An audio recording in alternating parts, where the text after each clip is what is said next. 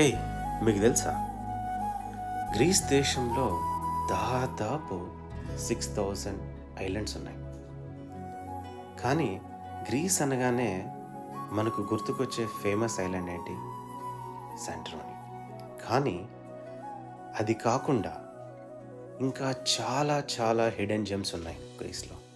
So అలాంటి beautiful gem, unpopular, unfamous, not crowded ఐలాండ్ని నేను విజిట్ చేశాను. సో అదే కెఫెలోనియా. ఈ కెఫెలోనియా ఈజ్ సో పీస్ఫుల్. మీరు ప్రశాంతంగా మీ వెకేషన్ ఎంజాయ్ చేస్తారు.